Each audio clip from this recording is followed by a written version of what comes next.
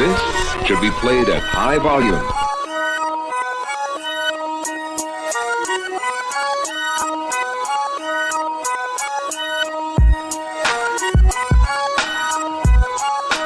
Welcome to Outta Pocket. Here's your host, Michael Davis.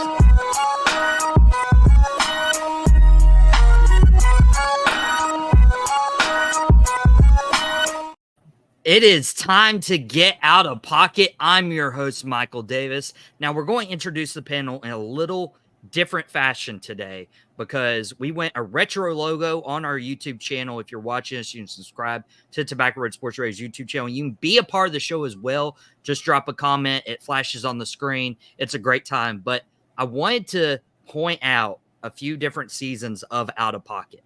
And we're about to hit our 2 years in August of being on the air. And it all started when Jackson and I did a unknown audition live on air, hosting the score for Brett Wiseman. And then it was Des calling me saying, hey, do you want your own show starting in August? So Jackson was a huge part of, the first ever trial run of Out of Pocket. Des makes the call. And then I ended up going up and talking to an App State class, and Carsen comes up to me and he's like, hey, I would love to help you out. I'd love to be a part of this. I was like, why not? Let's give him a chance. And he's absolutely run with it. And then this season of being live 4 days a week, Des has taken a huge chunk of his time out of his day to, hop on mid-afternoon for your lunch break enjoyment of Out of Pocket. So it's a very special time to have Jackson, Carsen, and Des all in the same studio at the same time. If this isn't the first time it's happened, it's been very rare. So super excited to have you guys and super excited to have all the people I've had on Out of Pocket with me. And I would miss everybody if I started to list them. But guys, thank you from the bottom of my heart. The show wouldn't be happening without everybody on the screen and everybody who has been on the screen and everybody who is listening on YouTube live with us. So comment, be a part of the show along with us. And we have a big show for you today. The NCAA and the Power 5 have reached a deal as of yesterday that Power 5 teams can now directly pay college athletes. Now, Jackson, you and I have been texting back and forth about the pending college football game that drops this summer, and you and I are going to play, and I'm probably going to beat you a few times. So I'm going to let you get that heads up right now. Do you like that the NCAA and Power 5 made this deal, and how does this affect the other conferences in the college realm? I love it. Absolutely love it. I'm a college football guy through and through. That's how I was raised. I was raised very Southern. College football, that environment, that atmosphere is different. I love it for the game. A couple years ago when they bring in NIL, you think, okay, well, they're essentially paying these players. Well, that's not necessarily the case. Now Power 5, which is really Power 4, because now we don't have the Pac-12, they're allowed to pay. So I'm kind of curious how positionary value goes. I'm curious how that is, what each university's go-to number is for payments. I'm interested in seeing how the next week kind of goes along, but I am in favor of absolutely paying the players from the university, allowing the boosters to give to upgrade everything about the university, upgrade your facilities, upgrade everything, and allow the university to pay the players. I like that a little bit more than just the base NIL that we had. Yeah, and it's pretty huge, especially when you think about smaller schools. It's kind of difficult to have schools like App State take that next leap if they're not really allowed to pay players. Carsen, what was your initial reaction to doing this, and how could it affect the landscape? Yeah, I don't like it. I thought that I loved that they could do the NIL deals. I thought that was enough. And now I just think that we're really disproportionately hurting smaller schools like App State or smaller conferences like the Sun Belt and others if they're not allowed to pay what's really the incentive to go there rather than go to, the ACC schools or Big 12 or bigger conferences where you're going to get paid. More than that, I think it really affects even more than sports, it creates a division between like athletics and academics. And App State is a really good example of that. I've been in in our football stadium and in our upper suites and stuff for certain video projects and other things. And we have golden toilets and sinks and water fountains, and like it's just incredible. And meanwhile, we have buildings on App State that the ceiling is literally falling through, and the building was condemned, and like students had nowhere to go. So I think that's just going to create even more of a division where athletics is just going to get all of the attention like it already does.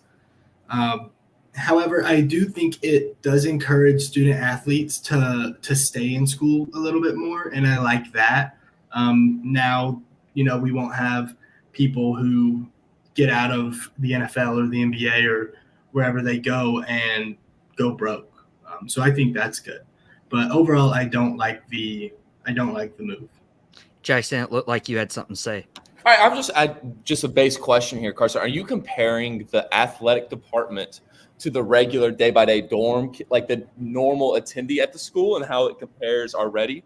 Because athletics are already for the Southern athletics for schools. Outside of Vanderbilt, University of Florida, Duke, North Carolina, these schools that are already top-tier academic programs, athletics is the only way they're making a ton of money.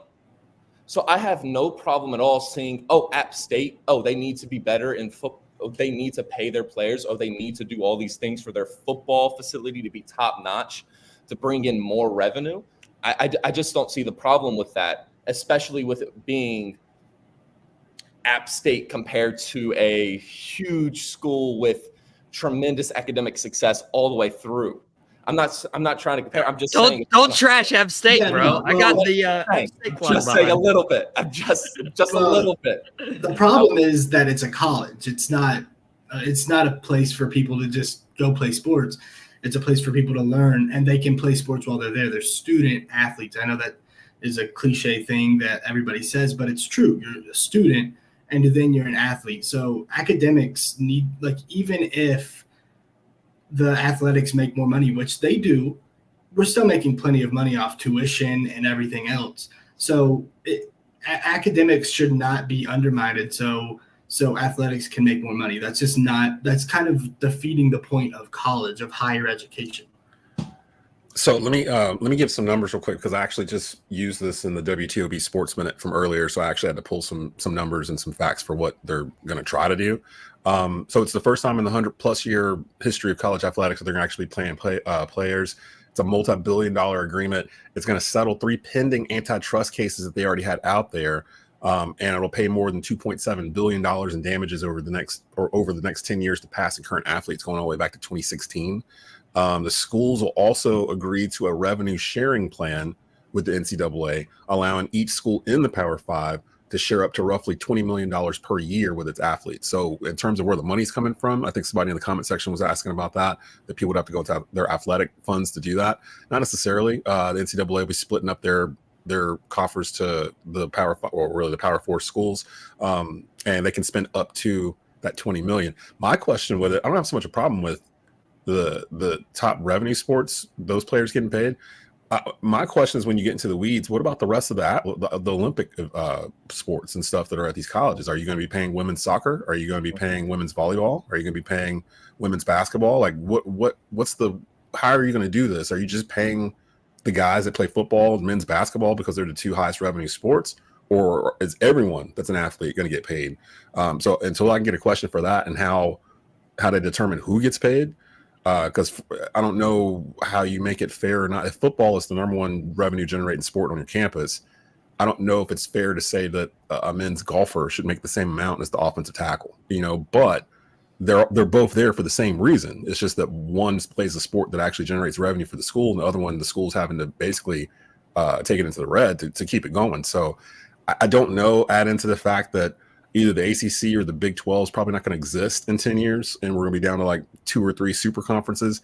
I think it's just kind of paving the way for us to have this massive the NCAA is not going to really be as important in 10 years. Like college football is probably going to break away and do their own thing, which they kind of already have. And March Madness is the biggest moneymaker that the NCAA has that's actually theirs. So, and that's 3 weeks in March. So I don't know if it really changes anything. Schools are paying players anyway. They were just kind of doing it on the backside. If anything, it changes the importance of the shoe companies. The shoe companies had a huge influence in some of the, like Kansas, Duke, Carolina, the Blue Bloods. They were funneling players, especially in basketball, to these schools because they had shoe deals with these schools. Kansas and Adidas, NC State and Adidas. Carolina's got Jordan Brand. I think Duke is with Nike. And they were getting these players coming through the shoe companies, and they were paying the players the money, and it was still illegal then. Now that is actually legal, and it's leveled the playing field. And now you've seen, especially in basketball, the past 3 or 4 years, you haven't really seen a lot of the Blue Bloods, except for 2021 when you had Duke and Kansas and Carolina in the Final Four. Usually it's been some of these other, like UConn, like other schools have been able, it's leveled the playing field so much where it doesn't necessarily have to be an allegiance with a shoe company to compete in some of these things. So we'll see how this affects it when now the schools can pay directly. Schools like Texas A&M, who are sitting on like a gajillion dollars in money, can they use it properly? Like it's still up to the school to be able to spend it right, instead of just going out here buying players, which some of these teams are going to do. So I'm interested in seeing exactly how certain schools act about this, because some schools are used to being top dogs because of their pedigree and what they've won and everything else.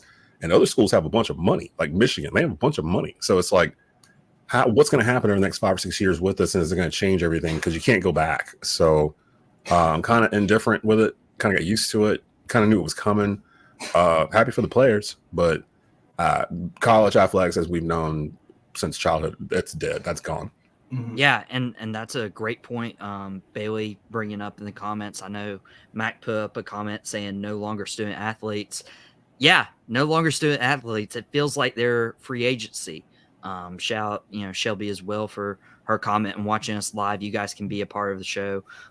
Good time to be a Longhorn fan, not a great time to be an App State fan. Like, it's going to decrease the chances for these smaller schools who don't have this much money, who aren't in the Power 5. Well, they're not Power 5. Yeah, so they won't be getting any money. Right. If anything, it's going to incentivize those schools to join a Power 5 to try to get into one so they can get into that money. So if anything, it's going to push more up. And I've been beating this drum for months now. The ACC, instead of being retroactive, they should be proactive right now and trying to be the first league to get to 24 teams, because that's what's going to happen, or you're going to lose your conference. Like everyone's going to – Carolina, Florida State, Clemson, they're all going to break off unless they seek to figure out a way to get ahead of everything instead of reacting after the SEC and Big Ten do something. So go pick up App State, go pick up ECU, go pick up, stuff that makes sense, but teams that can actually compete and make the league better. But I don't know if they're going to do that. I don't know if they're even thinking about doing that right now. And even if a team is in like a big conference like the ACC, Duke and Carolina, like the schools that have more money, even if they're both in the ACC, there's still a hierarchy there, like Duke is going to bring in more better athletes than say Miami, because Duke is going to have more money. It's just going to create that everywhere, Maybe, depending on the sport, like basketball, football, I don't know. Right. I'm just saying there are schools like say Boston College, like these. There are hierarchies. You get what I'm saying, though. Like some schools have more money than other schools, even if they're in the same conference. Like it's just going to kill the smaller schools that don't have as much money. Yeah, the smaller schools in the Power 5. Yes, right. Yeah, and it's interesting, Des bringing up the point of like it's eventually going to have these like major conferences kind of like breaking off from college football, because Jackson and I were texting. Jackson, that was your prediction a few months ago. No, I've had the same prediction for probably about 3 or 4 years now. I mean, college football is my life. I would say within the next 10 years, we'll have a singular unified 50-team conference with the top of the top SEC, Big 10, Big 12, ACC schools in, and then everyone else. It's what do they call it? The G5? I can't remember exactly what they call it. The App States, all states, East Carolinas, the Western Carolinas, all these different schools are just not going to be good enough. And that's unfortunate, but they were never going to be good enough to compete with national championship level teams. That's just not how it. You can catch some teams every once in a while, but that's just not how it's going to ever be, especially with the playoff format that we're having now. So within the next 10 years, I imagine the NCAA will no longer be over football, and they will have basketball and the rest of Title IX. I just don't. College football is its own thing. It's going to separate itself very quickly. And it's so weird because, like, you can think about it and you're like, man, this will never happen. Like, it'll always be the same teams in the ACC, same teams in the SEC, Big 10, Big 12. And now we're at a point where that's no longer the case. And so, like, what will it look like when we're doing sports radio and sports podcasts in, like, 10, 20 years? Dude, Stanford, SMU are going to be in the ACC in August. Like, this doesn't make sense. You're gonna have a Carolina versus Stanford game that's a conference game here in the fall, probably, and that's why I'm like, if you took those three in, because they didn't really make sense to begin with when you took them in, go ahead and keep going. Like, at this point, the more teams that are in the league, the more ESPN has to adjust the plan and pay out more anyway, and that's the main problem that Clemson and Florida State's been having with the league, and Carolina's board of trustees are starting to sniff around with it too. And I'll tell you this right now, there is no ACC if there's no North Carolina in it. If North Carolina is not in the ACC don't exist. It's something else completely. It's like what the Big East is now. It's not exactly what the Big East was. It's still called the Big East, but it's not the Big East. And maybe the same way if Carolina dipped for the Big Ten or the SEC. And Carolina and Virginia are probably the two most valuable assets to those two conferences because they already have footprints in South Carolina and Florida. They don't necessarily need FSU and Clemson. Clemson and FSU need them. They don't have a footprint in North Carolina. They don't have a footprint in the state of Virginia. North Carolina is the 8th most populous state in the country. Like, Carolina is the crown jewel in terms of them, but they're also an original member of the ACC. Like, if they left, it would destroy the league. Like, it would just be done. And that's why they're trying to make the state law here, where the public schools in the state have to play each other. Like, so Carolina have to play App, they have to play ECU, they have to do all this stuff, and they're trying to do it to protect in case Carolina leaves. So that you still get Carolina, NC State, or UNC Charlotte versus whoever, but they're all still playing inside the state of North Carolina. It hasn't gone through yet, but they're trying to make it happen, and I don't know if it will. And there's so many like little ripple effects that we can't even cover in 30 minutes, let alone probably 3 days, because like comments pouring in of like tuition may go up, acceptance rates might be affected at these schools. Carsen, you had a final word for that. Last thing I want to say to Jackson saying that App State was never good enough to compete anyway. We won 3 national championships in a row from 05 to 07. So we're good. We were good enough to compete. We could compete. Beat Michigan at Michigan. Yep. We did beat Michigan at Michigan. They were a top 5 ranked team. They were a top 5 ranked team when they beat them too in football. Okay, you won conference championships? Hold on. They won the national championship. National championships 05, 06, 07. They're D2 or whatever, FCS. It was yeah. We're not talking Alabama. We're not talking y'all play Georgia going down. No, it's not the same. You're playing. Wait, didn't Dakota. You're playing Northern Dakota. It don't matter. Jackson, quit doing your research, Desmond. Jackson, my memory is a little faded. I know you have great memory, sharp skills up in that brain right there. What happened the last time that App football played South Carolina football? Yeah, they won. Yeah, that happens. Yeah, you're going to lose. But here's the thing. They can compete. Level stuff. There's top level. Yeah, South Carolina's not the top level of the SEC, though. I think is Jackson's. They're an SEC school. They're an SEC school. No, South Carolina's not a top level SEC school. I'm not saying that. What I'm saying is you're just not going to beat. You're not going to beat top level teams consistently as a G5 school. East Carolina. You couldn't drop App State as constituted right now into the SEC and expect them to finish higher than Vanderbilt. That'd be it. Vanderbilt. That'd be it. We beat Carolina when they were ranked. Those squads. But you get up to like Alabama, LSU, Florida to an extent. The ones that are usually going to be up towards the top of the league, App's not going to. Kentucky's beating them by 30. I'm telling you that now. Kentucky's winning that game by a lot. Basketball or football? And both. And to be honest with you, I don't know about basketball. I would take a lot of teams. I mean, I would take every team except for Vanderbilt to be App right now. And honestly, Vanderbilt might have it. Like, that's how good the SEC is comparatively to other leagues, especially G5. I do think the SEC is overrated when it comes to the perception of their league as a whole. And a lot of that's due to the success of Alabama over the past decade. Because really, if you take Alabama out of the SEC, what have you guys done? Over the past 10 years, Georgia has national. Georgia's taking that mantle now. Yeah, that is true. Georgia has. Florida had championships in the 2000s, 2 of them. That's why it's usually one. It's one that carries the bucket for the whole SEC. But the perception is that the entire league is good. Like the worst team in the SEC would win the ACC or something like that, and that's just not true. That is not true. In terms of, it feels like there's always 2, 3, 4. Well, there always has 5 or 6 teams ranked, no matter what, and they're playing each other, so they're always going to be in the top 25, which has always been my beef with preseason polls and stuff like that. You're kind of setting up the top 5 as long as they just handle business. They're going to be there at the end, no matter what. You can't really crack it.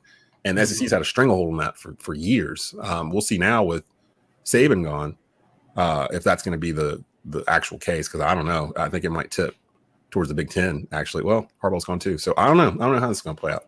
It'll be Kirby Smart, by the way. It'll be Kirby Smart who takes over. And watch out for, obviously, I know that's your point, Desmond, hey, the SEC is always naturally overrated. And I don't necessarily disagree on the bottom half of the league, but watch how the 12-team playoff changes things, and watch how a team that goes 10-2, an LSU team that goes 10-2 with Jaden Daniels, and they end up making it to the Final Four because they had to play Utah, because Utah won 11 games one year. Yeah, I agree with that. Yeah, it's going to be flooded with SEC and Big Ten teams. All the way to the end. Yeah, the top 8 every year will be Big Ten and SEC teams all the way. So just watch how the SEC plays in that back half from 8 to 12 in those rankings, and see how far those teams go. And you can be like, okay, so this is the team that South Carolina beat in the middle of the season for some reason by 2 points, and they somehow made it to the final, the Elite 8 of college football. So just watch how it changes, I bet. That's my guess.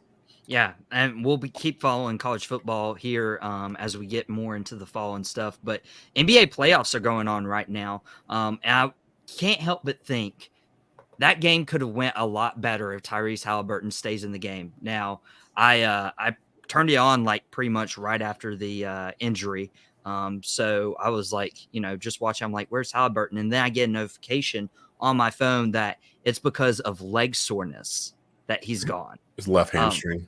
He missed 10 games with it earlier in the year. So same injury that put him he was an MVP candidate before that injury.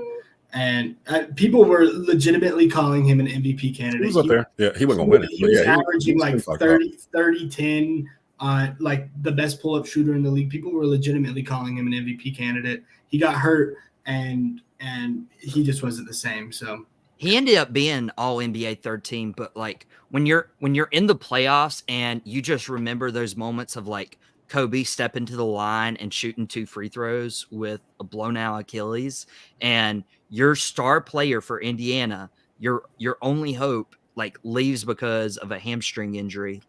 Could you have not given that extra 10%? Could you have not been out there for your team? Which I know it's hard to say, because Des, you and I talked about hamstring injuries last Friday, about how it's a pain to play with. It's basketball, man. These players are running 3-4 miles a game. If you think about it, and it's not like a stop and go type thing like football.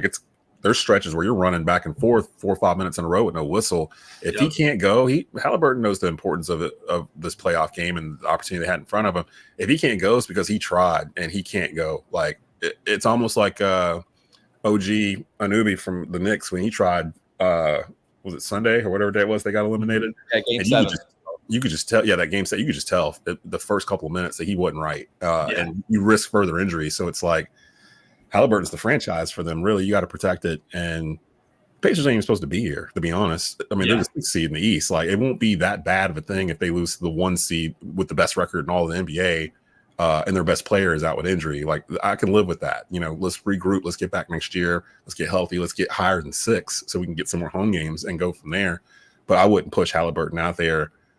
It's not a video game. You know what I mean? You can't force them out there because their meter's little under half or whatever. just do next man up. Really, it's May, so it's not much you can do. Well, this especially series where you have no chance. Don't risk your future for that. And it's bright for the Pacers too. It's so bright. They're they're trying to win championships in the future.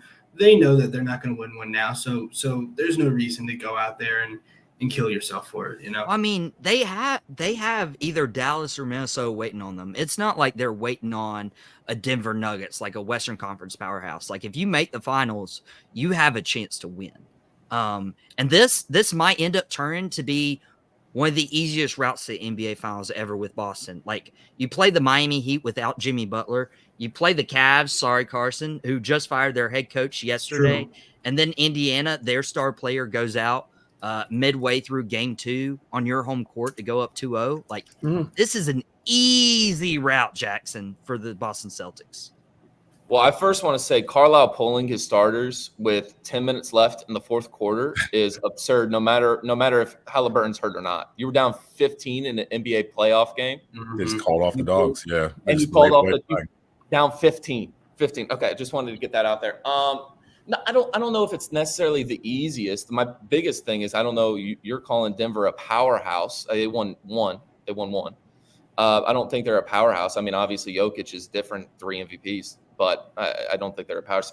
I'm not. To Jackson's point, Denver has not beaten a team in a series that had won more than 50 games in a regular season during this entire stretch. So Jackson has a point. Like who have they beaten? I don't really like that argument. What a bad Miami team. Didn't they beat LeBron? The Lakers were like a 45. They're like a 45-win team. They were the 7th seed. The records do not like. We have to look past the records here. The Lakers last year were playing like the best team in the West after the trade deadline. They did not play, and these like LeBron teams don't care about the regular season. It's been like that his entire playoffs. They don't care about the regular season. It's the playoffs, or it's post All-Star break to get to the playoffs. So like the Nuggets have beaten some legitimate teams, some teams that, like I thought if the Lakers beat the Nuggets, I thought that they would probably win the championship last year. Who was in the championship last year? My Heat. Yes, they would have beat the Heat. Yeah, they would have beat the Heat. But again, the Lakers were the 7th seed, last year going into the playoffs. They just ran through. They had matchup things. They talk about an easy run. They had Memphis with no John Morant. They had who else did they have in that run? It was somebody else that was missing some people too. And then they got to Denver. So I don't think seeding always matters. Like to Carson's point, I completely agree. Seeding does not always matter. We have to look past that, and we have to look at how the teams are playing at that moment. Lakers have beaten legitimate teams. The Lakers this year was a really good team, like a really good team. Why they fire the coach? Because the coach was not very good. How can they be good if the coach wasn't? I'm asking the Laker fan.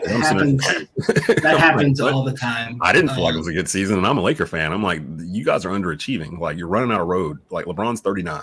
Like you need to, if you're going to do something, do it now. And then LeBron sounds in the press conferences like he's indifferent to it all anyway now. Yeah, like he sounds like it's just basketball. That's PR. Bro, what? What do you mean it's just basketball? Just slap me in the face a couple more times, LeBron. Just let me know that's not important. That's the PR talking for LeBron. I'm like, I don't want a bad reputation of picking my coach everywhere I go.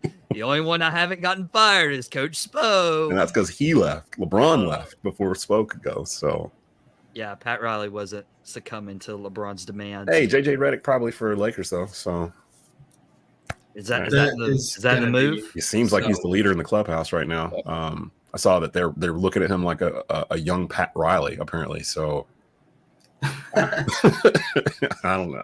Everybody wants to be a young Pat Riley. We are up against it here on Out of Pocket for your TGI Friday lineup. Des, what are they expecting on TGI Friday today? We've got a different little mix today. No franchise players today, but the latest Believe in Panthers episode is up.